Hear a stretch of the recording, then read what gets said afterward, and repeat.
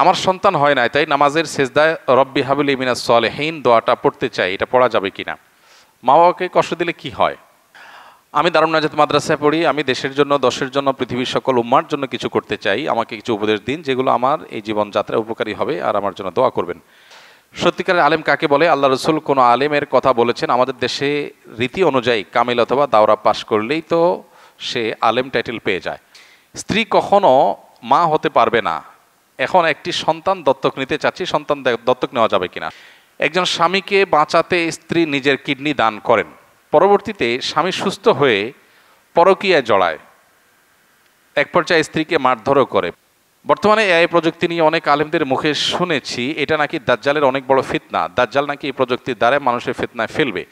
আমার এক বন্ধু দোকানে আড্ডায় লিপ্ত, তখন মাগরিবের ওয়াক্ত প্রায় শেষ, তাই আমি তাকে নামাজ পড়ার কথা বললে সে বলে যারা নিয়মিত নামাজ পড়ে তাদেরকে নামাজের কথা আর বলা লাগে না। ঢিলাখুলুক কতক্ষণ ধরে ব্যবহার করা উচিত? 40 পা হাঁটাহাঁটি করা কি মুখ্য বিষয়?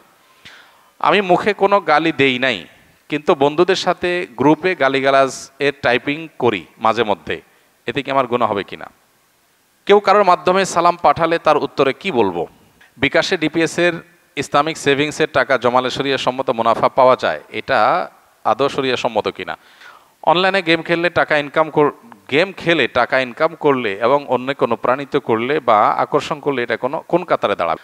আমার সন্তান হয় নাই, তাই নামাজের সেজদায় রব্বি হাবিলি মিনাস সলিহিন দোয়াটা পড়তে চাই, এটা পড়া যাবে কিনা? নামাজের সেজদায় কোরআনে কারীমের আয়াত তেলাওয়াত করতে নবী সাল্লাল্লাহু আলাইহি ওয়াসাল্লাম পরিষ্কারভাবে নিষেধ করেছেন।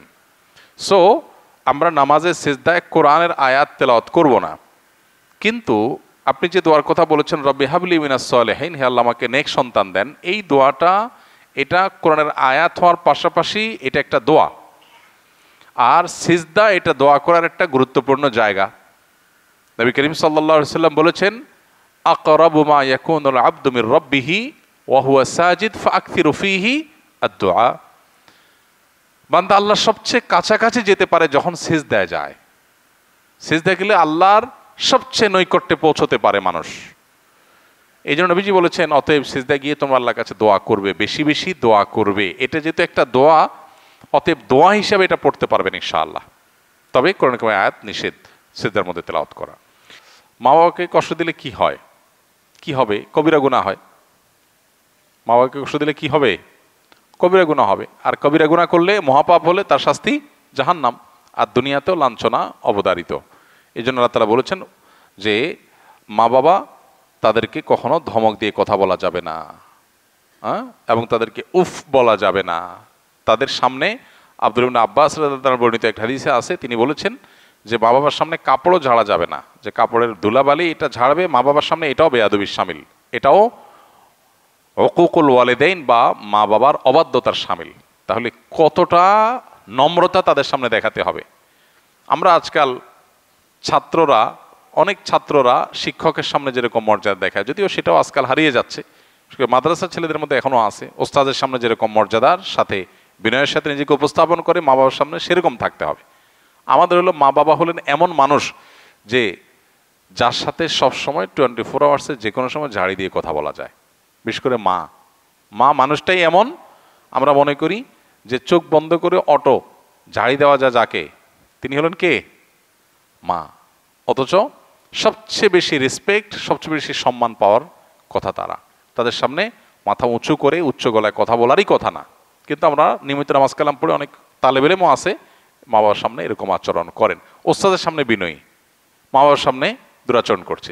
ওস্তাজ এত বিনয়ের হক রাখেন না, ওস্তাদের এত অধিকার নাই যত অধিকার কার আছে?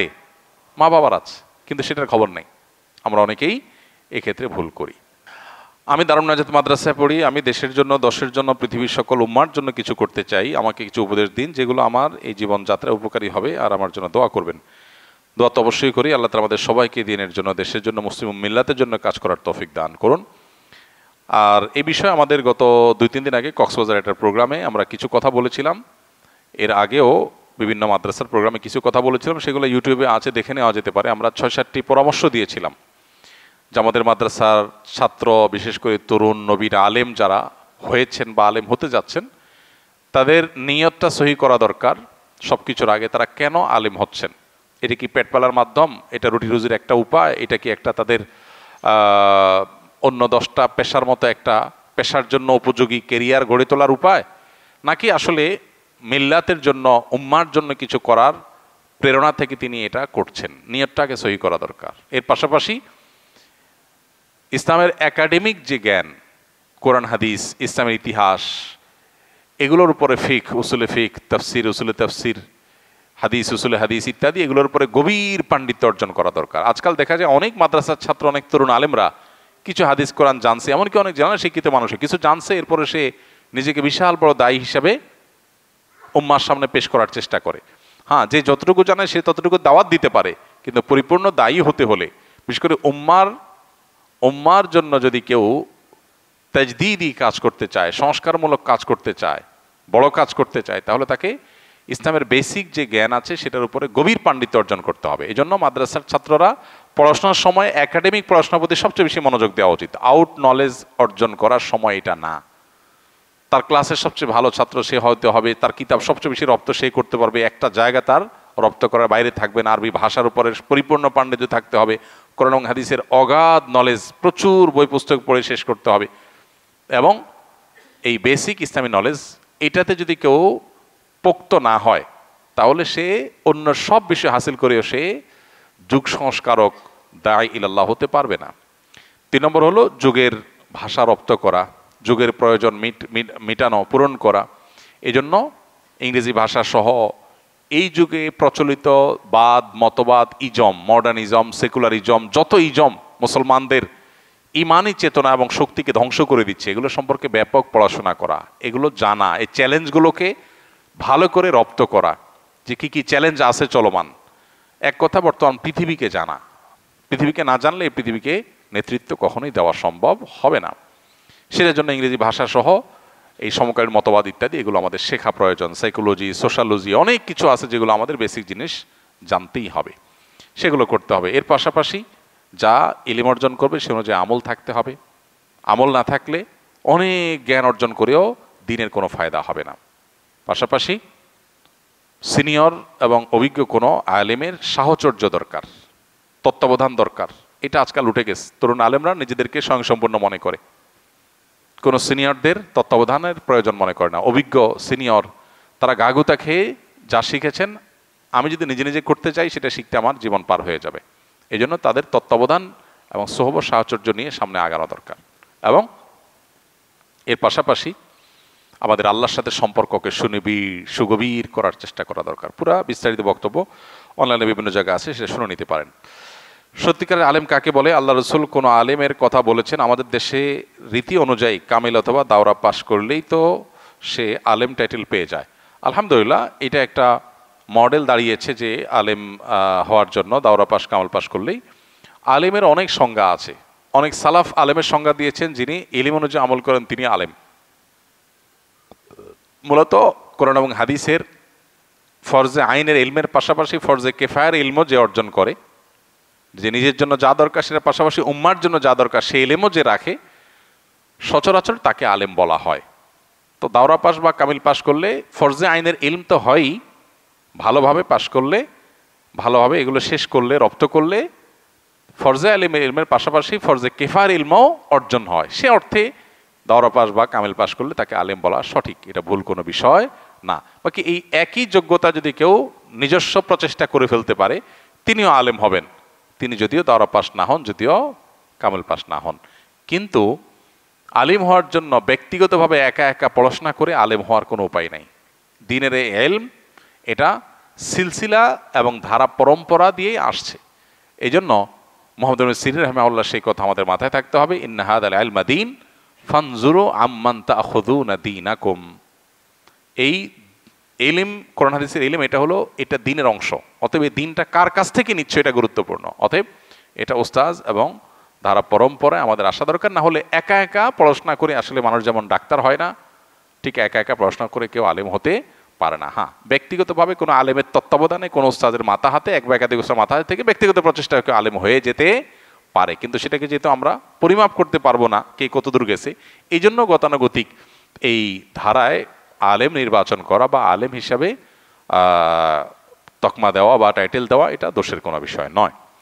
স্ত্রী কখনো মা হতে পারবে না। এখন একটি সন্তান দত্তক নিতে চাচ্ছি, সন্তান দত্তক নেওয়া যাবে কিনা? সন্তান দত্তক নেওয়া জায়েজ, না জায়েজ কোনো বিষয় না। যদি কারোর সন্তান না হয় তিনি আরেকজনের সন্তানকে দত্তক নিতে পারেন। কিন্তু এখানে একটা গুরুত্বপূর্ণ বিষয় হলো, সন্তান না হলেই শুধু দত্তক নেওয়া এটা সঠিক কাজ না, বরং সন্তান না হলে দত্তক নেবেন সেটা যেমন হতে পারে, আবার সন্তান হলেও দত্তক নেওয়া উচিত। আমাদের সমাজে যাদের সন্তান হয় না তাদেরকে দেখা যায় তারা কি নেয়, সন্তান দত্তক নেয়। যারে আল্লাহ সন্তান দিছে তাকে আর সন্তান দত্তক নিতে দেখা যায় না। এই কালচারটা চালু হওয়া উচিত। আল্লাহ আপনাকে 4টা সন্তান দিয়েছেন, আর একটা সন্তান দত্তক নেন। গরিব, অসহায়, এতিম, মা বাপ নাই, মারা গেছে, এরকম একটা সন্তানকে নিজের সন্তানের মতো গ্রহণ করেন, তার পড়াশোনা, থাকা, খাওয়া সব ব্যবস্থা করে দেন। আমরা দত্তক নেই আমাদের স্বার্থে, বাপ ডাক শোনার জন্য, মা ডাক শোনার জন্য দত্তক নেই, যে আমাকে বাপ ডাক মা ডাক শোনানোর মানুষ নাই, অতএব আমি একজনের বাচ্চাকে নিলাম, সে আমাকে ডাকবে। তাহলে এটা হলো নিজের স্বার্থে দত্তক নেওয়া। এটা জায়েজ, শর্ত সাপেক্ষে জায়েজ। কি শর্ত? শর্ত হলো এই ছেলে বড় হলে আপনার স্ত্রী তার সাথে তার পর্দা করতে হবে, কারণ সে তার রক্ত সম্পর্কে কেউ না, যদি রক্ত সম্পর্কে না হয় আর কি। আর রক্ত সম্পর্কীয়দের মধ্যে যদি দত্তক নেন এমন কেউ, যেমন বোনের ছেলে নিল, তাহলে তার পর্দার ব্যাপার নেই।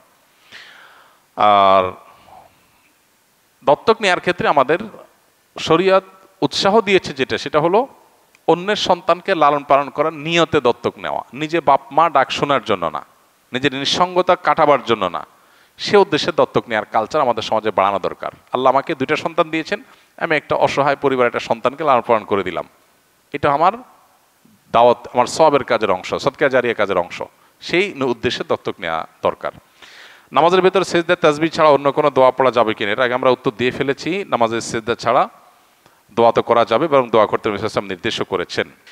একজন স্বামীকে বাঁচাতে স্ত্রী নিজের কিডনি দান করেন, পরবর্তীতে স্বামী সুস্থ হয়ে পরকীয়ায় জড়ায়, এক পর্যায়ে স্ত্রীকে মারধরও করে, পরকীয়া প্রেমিকার কাছে চলে যায়। এ ধরনের ঘটনার ইসলামী দৃষ্টিকোণ থেকে শাস্তি কি? প্রথম কথা হলো, বিবাহিত মানুষ যদি জেনায় লিপ্ত হয় তাহলে তো ইসলামের দৃষ্টিতে সবচেয়ে নির্মম এবং করুণ শাস্তির কথা বলেছে। কেন ইসলাম এই ব্যাপারে এত সিরিয়াস? অন্য কোনো অপরাধের বেলায় ইসলাম এত কঠিন শাস্তির কথা বলেনি। কোমর পর্যন্ত মাটিতে পুঁতে রেখে পাথরের আঘাতে তাকে মৃত্যুদণ্ড বাস্তবায়ন করা, অন্যান্য ক্ষেত্রে এত কঠিনভাবে মৃত্যুদণ্ড বাস্তবায়ন করতে ইসলাম বলে না। এক্ষেত্রে কেন বলেছে? যদিও এই ধরনের শাস্তি বাস্তবায়নের ঘটনা সকাল বিকাল বা প্রতিদিন প্রতিনিয়ত ঘটবে না, এই জন্যই তো এই ধরনের অপরাধ প্রমাণিত হওয়ার জন্য অনেক কঠিন কঠিন শর্ত দিয়েছে শরীয়ত। ইসলামী শরিয়া এমন এমন শর্ত দিয়েছে যে এই ধরনের শাস্তি কোনো ইসলামী বিচারালয়ের বিচারক, কোনো কাজী, তিনি এই ধরনের মৃত্যুদণ্ডের রায় লিখবেন, বিষয়টা এত সহজ না। এটা লেখার আগে তাকে অনেক শক্ত শক্ত কঠিন কঠিন দলিল প্রমাণ হাজির করতে হবে। সচক্ষে সরাসরি মূল জেনার দৃশ্য দেখার মতো উপযুক্ত শাস্তির সংখ্যা পূরণ, মানে সাক্ষীর সংখ্যা পূরণ হইতে হবে, তারপর এটা হবে। এত সহজ না বিষয়টা। তার মানে ইসলাম চায় না এটা সকাল বিকাল হোক, এটা চায় কালে ভদ্রে একটা ঘটনা ঘটবে, সবাই সেখান থেকে শিক্ষা নিয়ে সতর্ক হয়ে যাবে। তো প্রশ্ন হলো যে এত নির্মম শাস্তির কথা কেন বলা হয়েছে ইসলামে? এর উত্তর হলো, কারণ হলো মানব সভ্যতা পৃথিবীতে টিকে থাকবে বিবাহের সুস্থ স্বাভাবিক ধারার মাধ্যমে। বৈবাহিক বন্ধনের এই সুস্থ স্বাভাবিক ধারার বিপরীতে বিবাহ বহির্ভূত যে সম্পর্ক, হারাম রিলেশন, এবং এর পাশাপাশি আজকাল যে সমকামিতা সহ বিভিন্ন রকমের অসভ্য ক্রিয়াকর্মকে পৃথিবীতে নর্মালাইজেশনের কাজ চলছে, এটাকে স্বাভাবিককরণের কাজ চলছে, এগুলো মানব সভ্যতাকে হুমকির মধ্যে নিয়ে যাবে। মানুষের অস্তিত্ব পৃথিবীতে একসময় থাকবে না যদি এগুলো থাকে। ডক্টর খন্দকার আব্দুল্লাহ জাহাঙ্গীর রহমাল্লাহ বলতেন যে একটা বড় সাইক্লোন, একটা বড় ঘূর্ণিঝড়, এরকম বড় কোনো বিপদ, জলোচ্ছ্বাস, এগুলো একটা এলাকার মানুষকে শেষ করে দিতে পারে, পৃথিবীর মানুষকে ডুবাই শেষ করে দিতে পারে, এরপরও মানুষ কিছু বেঁচে থাকবে।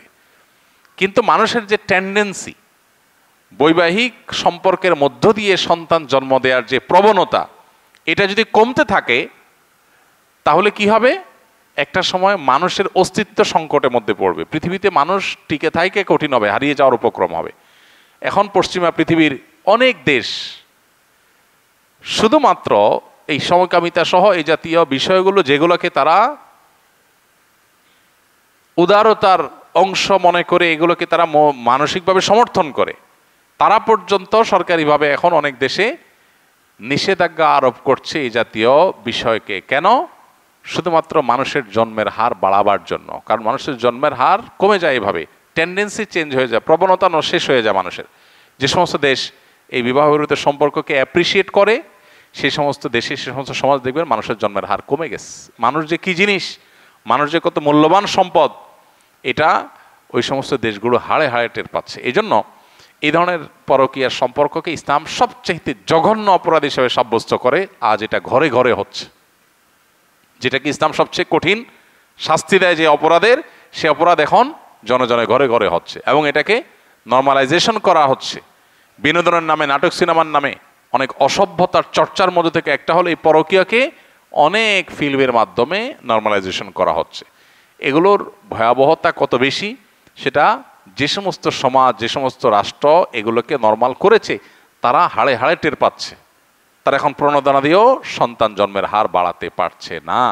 সো এ ধরনের অপরাধ আল্লাহর কাছে সবচেয়ে জঘন্য অপরাধ। তবে এ ধরনের অপরাধের যে শাস্তির কথা বললাম, সেটা কার্যকর করবে ইসলামের বিচারিক আদালত। এটা কোনো ব্যক্তি, কোনো গ্রুপ বিশেষ কেউ কারোর বিরুদ্ধে চাইলো আর বাস্তবায়ন করলো, এলাকা এলাকায় বিচার বসায়া সেটা করার কোনো অধিকার কাউকে দেওয়া হয়নি। অতএব সে বিষয়ে সাবধান থাকতে হবে। আর সবচেয়ে বড় কথা হলো, এত বড় অকৃতজ্ঞ মানুষ, তার শাস্তি কি হতে পারে সেটা একমাত্র আল্লাহ তাআলাই ভালো জানেন। যে মানুষটা তাকে নিজের জীবন বাজি রেখে তার জীবন রক্ষা করলো, তার সাথে বেঈমানি, বিট্রে করা, এটা সুস্পষ্টভাবে তার নেয়ামতের কুফরি করা। আর আল্লাহ তাআলা বলেছেন, ওয়ালা ইন কাফারতুম ইন্না আযাবি লাশাদীদ। আল্লাহর নেয়ামত, মানুষের অবদান, এগুলোকে অস্বীকার করা, এটা আল্লাহর আযাবের কারণ। বিধায় আল্লাহর ভয় আমাদের মধ্যে থাকা দরকার। বর্তমানে এই প্রযুক্তি নিয়ে অনেক আলেমদের মুখে শুনেছি এটা নাকি দাজ্জালের অনেক বড় ফিতনা, দাজ্জাল নাকি এই প্রযুক্তির দ্বারা মানুষের ফিতনায় ফেলবে। এই কথাটি কতখানি যুক্তিসঙ্গত তা কোন হাদিসের আলোকে পেশ করুন, আর এআই সম্পর্কে কিছু দিক নির্দেশনামূলক বার্তা দিন।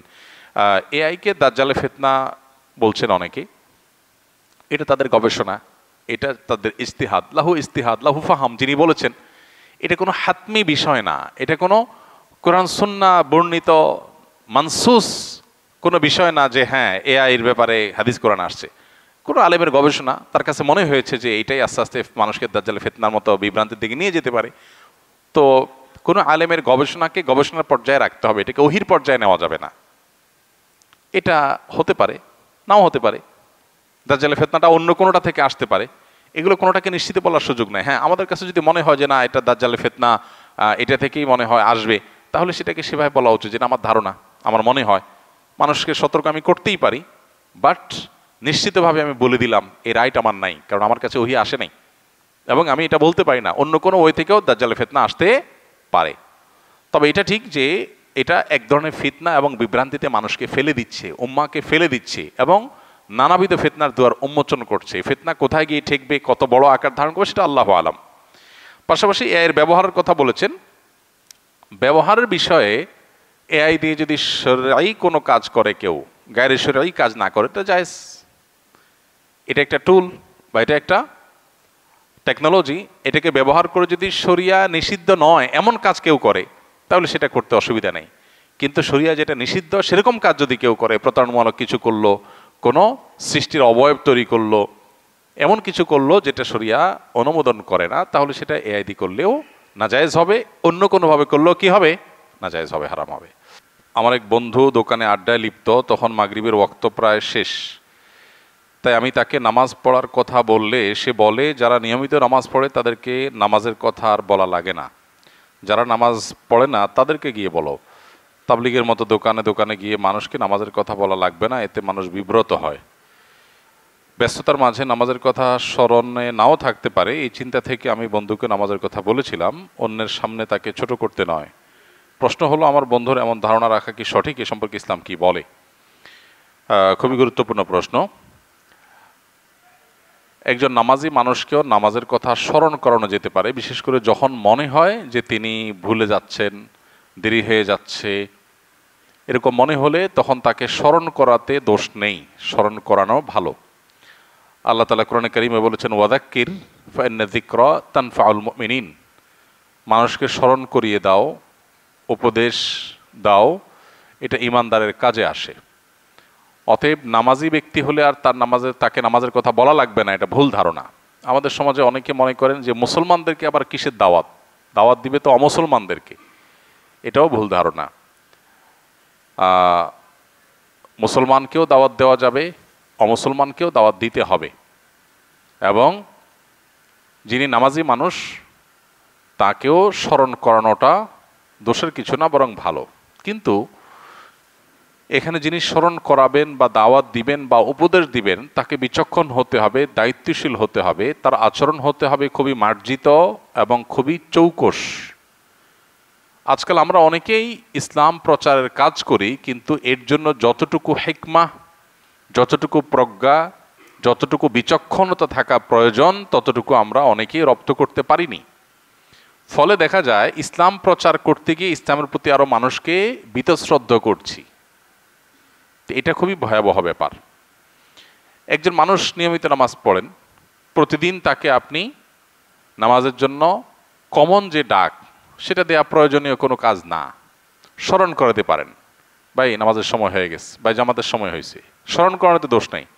কিন্তু আপনি নিয়মতান্ত্রিকভাবে তাকে যদি নামাজের প্রতি আহ্বান করবে, আমাদের নামাজ পড়া উচিত, উনি তো নামাজ পড়াই অলরেডি, তাহলে উচিত আবার কেন বলবেন? তো স্মরণ করানো এক জিনিস, আর তাকে নামাজের প্রতি আহ্বান করা বা নামাজের দাওয়াত দেওয়া নিয়মিত, সেটা আরেক জিনিস।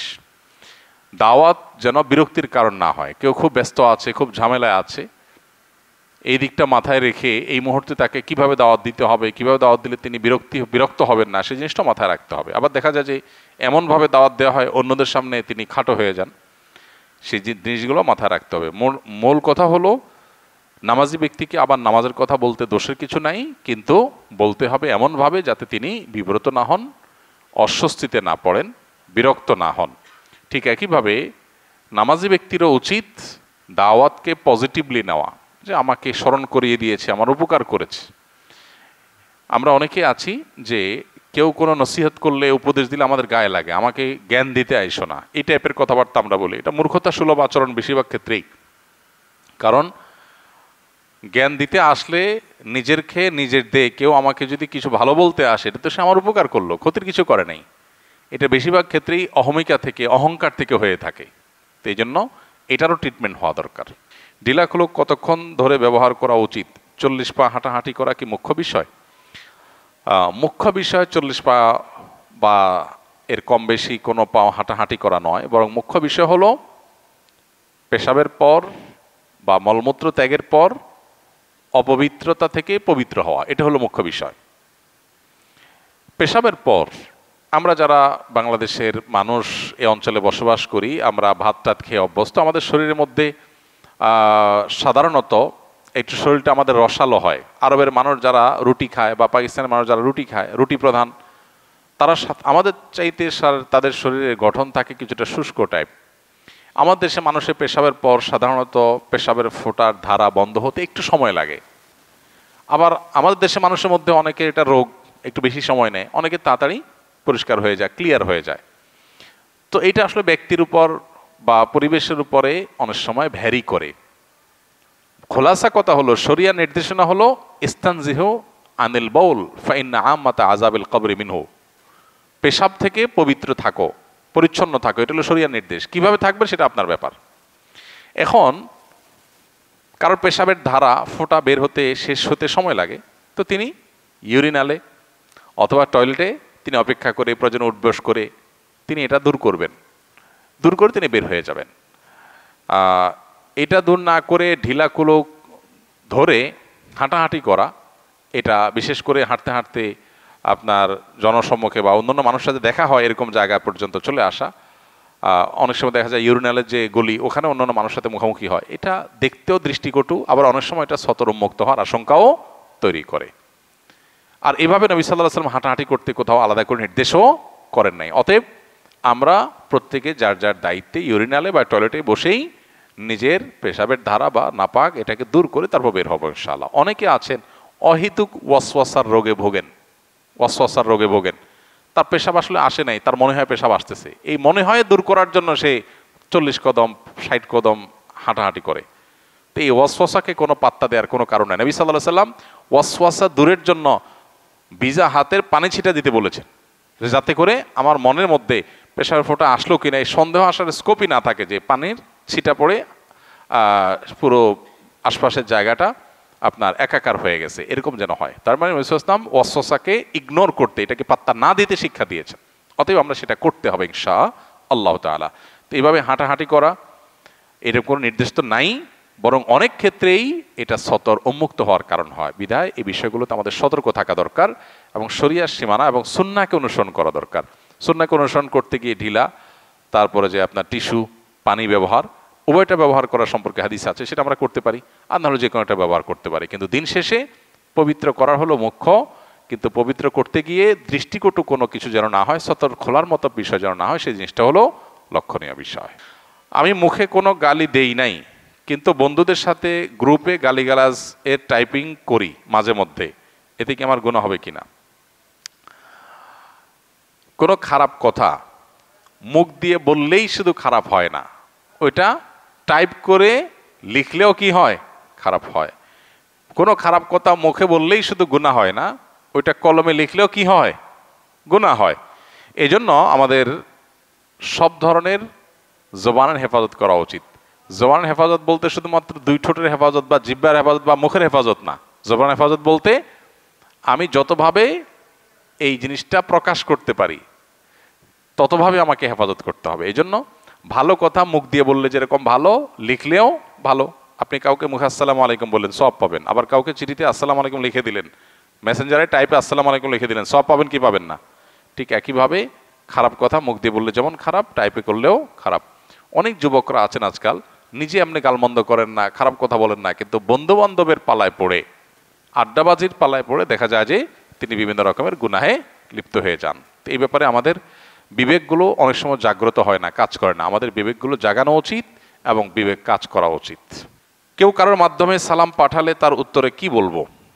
কেউ কারোর মাধ্যমে যদি সালাম পাঠায় তাহলে সেক্ষেত্রে আপনি উত্তরে বলবেন ওয়ালাইকা ওয়ালাইহিস সালাম, অর্থাৎ তুমি যে সালামটা নিয়ে আসছো তোমার প্রতি এবং যিনি সালাম পাঠালেন উভয়ের প্রতি আল্লাহর শান্তি বর্ষিত হোক। এভাবে আমরা সালামের জবাব দিব যদি কারোর মাধ্যমে লোক মারফতে সালাম পাই। বিকাশে ডিপিএস এর ইসলামিক সেভিংসের টাকা জমালে শরিয়া সম্মত মুনাফা পাওয়া যায়, এটা আদৌ শরিয়া সম্মত কিনা আমি তো জানি না। তাদের ইসলামিক সেভিংসে সিস্টেম কি, তারা কিভাবে সেটা পরিচালনা করে, অতএব বিষয়ে মন্তব্য করতে পারবো না।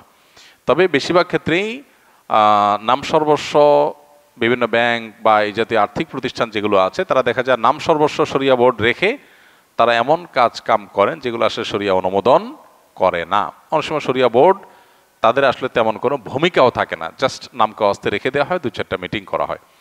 তো এগুলোর উপর ভিত্তি করে আমাদের উপার্জন করা উচিত হবে না, বরং সেভ, নিরাপদ এবং সুস্পষ্ট হালালের দিকে আমাদেরকে যেতে হবে। নবী সাল্লাল্লাহু আলাইহি ওয়াসাল্লাম বলেছেন আল হালালু বাইয়িন ওয়াল হারামু বাইয়িন ওয়া বাইনাহুমা মুশতাবিহাত। হালাল সুস্পষ্ট, হারামও সুস্পষ্ট, আর এই দুইয়ের মধ্যখানে কিছু আছে সেগুলো কি সন্দেহপূর্ণ। অতএব এই সন্দেহপূর্ণ বিষয়গুলোতে আমাদের বেঁচে থাকতে হবে যথাসম্ভব। অনলাইনে গেম খেললে টাকা ইনকাম করলে এবং অন্যকে অনুপ্রাণিত করলে বা আকর্ষণ করলে এটা কোন কাতারে দাঁড়াবে? এটা পরিষ্কারভাবে গুনাহ এবং নাজায়েজ কাজ। প্রথমত এমনিতেই গেম খেলা জায়েজ কাজ না, সময়ের অপচয়, এবং নানা কারণে সেখানে নাজায়েজ হওয়ার বহু উপাদান সেখানে থাকার কারণে সেটা নিষিদ্ধ। এরপরে আবার সেটা দিয়ে টাকা কামাই করবেন, এগুলো বেশিরভাগ ক্ষেত্রেই মানুষকে জুয়ার দিকে নিয়ে যায়। আর সবচেয়ে বড় কথা হলো এটা টাকা কামাইয়ের শরঈ কোনো উপায় বা পদ্ধতি না। অনেকে আছেন যে অ্যাড দেখে টাকা কামাই করেন, যে অ্যাড দেখলেন, যত বেশি দেখলেন তত কামাই করলেন, এটাও না জায়েজ। কারণ এই অ্যাডগুলো যখন দেখতে যাচ্ছেন সেখানে মিউজিক সব হারাম বিষয় আসছে, আপনি হারামে লিপ্ত হয়ে তারপরে কি করছেন? টাকা কামাই করছেন। এবং এই সমস্ত গেমস ইত্যাদি থেকে টাকা উপার্জন করার এই পথ অবলম্বন করে একটা সময় দেখা যায় অনলাইন জুয়াতে আসক্ত হয়ে যায়। আজকাল অনলাইন জুয়া এটা ঘরে ঘরে জনে জনে হয়ে গেছে। এখন দেখা যায় বিভিন্ন স্পোর্টস চ্যানেলে, বিভিন্ন সাধারণ টিভি চ্যানেলে, বিভিন্ন প্রচারণায়, খেলোয়াড়দের জার্সিতে, বিভিন্ন কিছুতে দেখা যায় যে অনলাইন জুয়ার অ্যাডভার্টাইজ অহরহ, যেটা আমাদের দেশে প্রচলিত আইনেও নিষেধ, ধর্মীয়ভাবেও যেটা হারাম, সেই জিনিসটা এটাকে খুব নর্মাল করে ফেলা হয়েছে, যেন দেখার কেউ নেই। এগুলোর ব্যাপারে আমাদের সতর্ক থাকা দরকার। এগুলো আমাদের সর্বস্বকে ধ্বংস করে দিবে। এই জুয়ার পথে যারা গেছে তাদের জীবন ধ্বংস হয়ে গেছে, দুনিয়াও বরবাদ, আখিরাতেও বরবাদ, পরিষ্কারভাবে হারাম। আজকাল দেখা যায় এই যে বিভিন্ন সময় বিশ্বকাপ, ফুটবল হয়, ক্রিকেট হয়, বিভিন্ন খেলা হয়, এগুলোকে কেন্দ্র করে এলাকায় এলাকায়, মহল্লা মহল্লা জুয়ার আসর বসে, ছেলেরা মেয়েরা বাজি ধরে। এই যে বাজি, এই যে জুয়া, এগুলো পরিষ্কারভাবে হারাম। এগুলোকে আজকাল দেখা যায় যে অনেকে ব্যবসা হিসাবে এটাকে রীতিমতো একটা ফরম্যাট দিয়ে যুবকদেরকে সেখানে লাগাই দিচ্ছেন, পরিষ্কারভাবে হারাম। এগুলোর ব্যাপারে সামাজিক সচেতনতা বাড়াতে হবে এবং রাষ্ট্রের কর্তা ব্যক্তিদেরও এগুলোর ব্যাপারে ব্যবস্থা গ্রহণ করতে হবে। আশুরা রোজার ফজিলত কি এবং এবছর আশুরা রোজা কবে রাখতে হবে? আশুরা রোজার ফজিলত সম্পর্কে আমরা সবাই কম বেশি জানি। নবী করিম সাল্লাল্লাহু আলাইহি সাল্লাম থেকে প্রসিদ্ধ হাদিস রয়েছে, সহিহ মুসলিমে বর্ণিত হয়েছে, আবু কাতাদা রাদিয়াল্লাহু তাআলা বর্ণনা করেছেন যে নবীজি ইরশাদ করেছেন, সিয়ামু ইয়াউমি আশুরা আহতাসিবু আল্লাহি আন ইউকাফিরাস সানাতাল্লাতী ক্বাবলাহ। আশুরার রোজার ব্যাপারে আল্লাহর প্রতি আমার ধারণা হলো যে এর মাধ্যমে 1 বছর পূর্বের গুনাহ আল্লাহ তাআলা মাফ করে দিবেন। এবং আশুরার এই রোজা এটা কতদিন যাবৎ পৃথিবীতে রাখা হচ্ছে, সেটার উত্তর হলো মুসা আলাইহিস সালামের সময় থেকে রাখা হচ্ছে।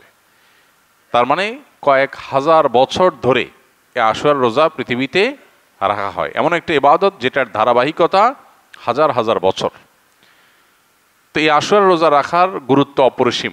সাহাবায়ে কেরাম নিজেরা তো রাখতেন, নিজেদের বাচ্চাদেরকে পর্যন্ত এই রোজা রাখতে উদ্বুদ্ধ করতেন, যারা রোজা রাখার মতো তাদেরকে, এবং সেই সাথে তাদেরকে খেলনা ইত্যাদি দিয়ে ভুলিয়ে রাখতেন।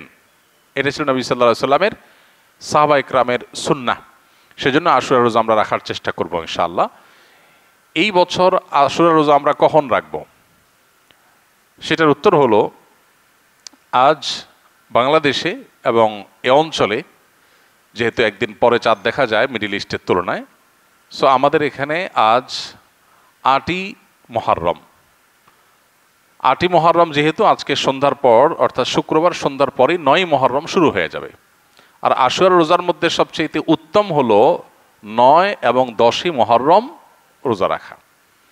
10ই মুহররম আশুরার দিন, আশুরা মানেই হলো মুহররমের 10 তারিখ বা 10ম দিন, অতএব সেটা তো আছেই। সেটা আগামী রোববার মুহররমের 10 তারিখ হবে। শনিবার দিবাগত রাতে সাহরি খেয়ে আমরা মূল রোজা আশুরা রোজাটা রাখবো ইনশাআল্লাহ। আর সাথে 9 তারিখকে প্লাস করে রোজা রাখলে সেক্ষেত্রে আজকে দিবাগত রাতে আমাদেরকে সাহরি খেয়ে আগামীকালকে শনিবার রোজা রাখতে হবে, অর্থাৎ 9 এবং 10। তাহলে শুক্রবার দিবাগত রাত, আজ শুক্রবার দিবাগত রাতে আমরা সাহরি খেয়ে কালকে রোজা রাখবো ইনশাআল্লাহ। আবার আগামীকাল দিবাগত রাতে সাহরি খেয়ে তারপরের দিন রোজা রাখবো। তাতে 9 জিলহজ এবং 10 জিলহজ দুইটা রোজাই আদায় হয়ে যাবে ইনশাআল্লাহ। কারণ যদি কালকে রোজা রাখা সম্ভব না হয় তাহলে তিনি শনিবার দিবাগত রাতে খেয়ে রবিবার রোজা রাখবেন, সেটা হবে আশুরার মূল রোজা। আর রবিবার দিবাগত রাতে সাহরি খেয়ে সোমবার তিনি রোজা রাখবেন, তাতে হবে আপনার 11ই জিলহজের রোজা। আর সোমবার তো সাপ্তাহিক নফল রোজা আছেই, সেক্ষেত্রে আমরা টানা 3টা রাখতে পারি, শুক্রবার দিবাগত রাত, শনিবার দিবাগত রাত, এই দুইটা আশুরা। আর রবিবার দিবাগত রাত হলো কিসের? সোমবারের সাপ্তাহিক নফল রোজা। তাহলে টানা 3টা রোজা হয়ে গেল।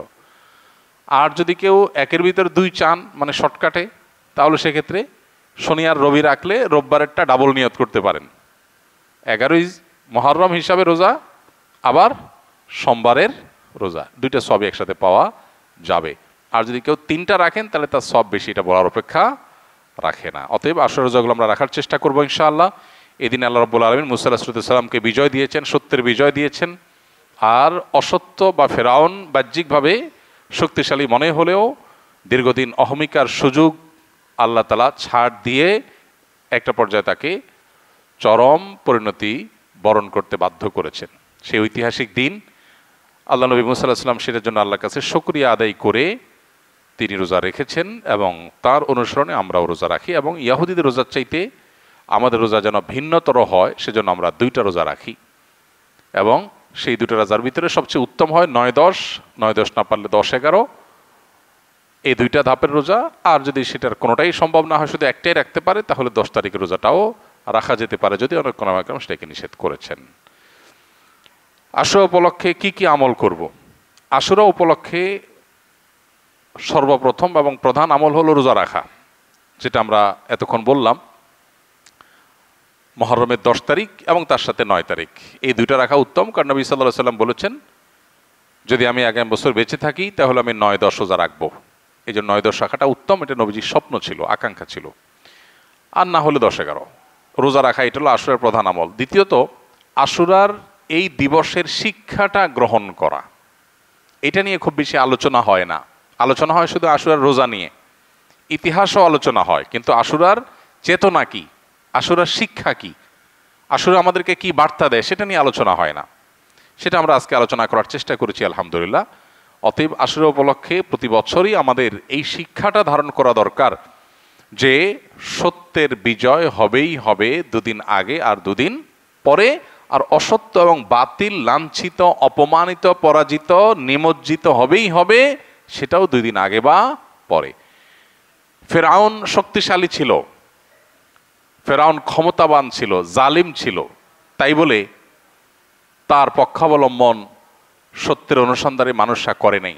মুসা আলাইহিস সালাম দুর্বল ছিলেন, তার অনুসারী বনী ইসরাঈলও দুর্বল ছিলেন, তারা শোষিত ছিলেন, আর ফেরাউন শোষণকারী ছিল। এই দুইয়ের মধ্যে আল্লাহ তাআলা চূড়ান্ত হাসি, শেষ হাসি, চূড়ান্ত বিজয় এটা দান করেছেন কাকে? মুসা আলাইহিস সালামকে। অতএব সত্যের বিজয় হয় 2 দিন আগে আর পরে।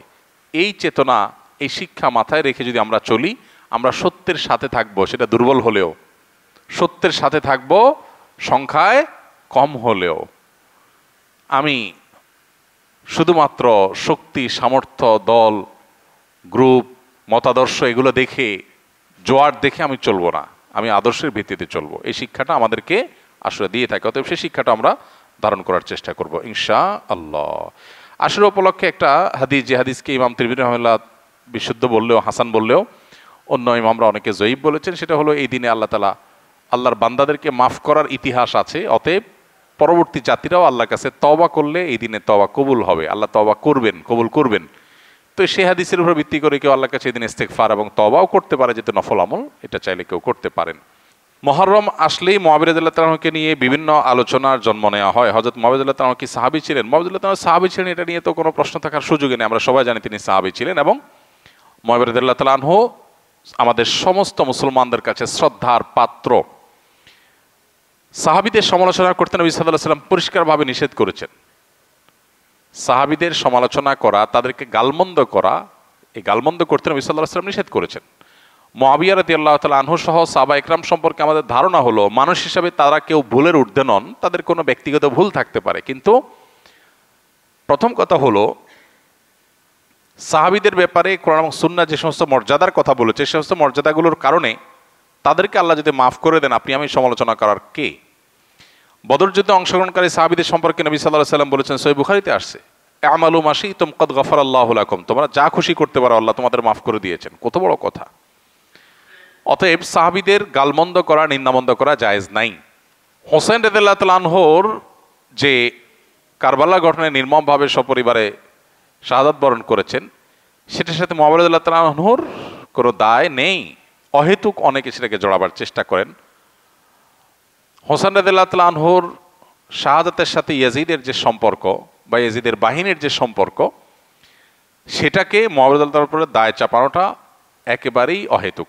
হ্যাঁ, মুআবিয়া রাদিয়াল্লাহু তাআলা আনহু তার ছেলেকে দায়িত্ব দিয়েছেন, দায়িত্বে রেখেছেন, এটা তার ইজতিহাদ, এটা তার ভুল, এটা তার গবেষণা, এটা তিনি মনে করেছেন যে এরকম হলে ভালো হতে পারে। হয়তো বা বাস্তবে সেটা ভুল হতেও পারে, কিন্তু এটা গবেষণা, গবেষণাগত ভুলের জন্য কেউ কোনো মুস্তাহিদ সমালোচনার যোগ্য, গালমন্দ অন্তত করার উপায় বা সুযোগ থাকে না। বিধায় মুআবিয়া রাদিয়াল্লাহু তাআলাকে নিয়ে আমাদের ধারণার পরিবর্তন হওয়া উচিত। আমাদের সমাজে দেখা যায় মুহররমের 10 তারিখ আসলেই অনেক রেডিও চ্যানেলে, অনেক মিডিয়াতে সমালোচনা করা হয়। এটা সুস্পষ্টভাবে শরিয়ার লঙ্ঘন, নবী সাল্লাল্লাহু আলাইহি ওয়াসাল্লামের হাদিসের লঙ্ঘন। একজন ইমানদার সেটা করতে পারেন না।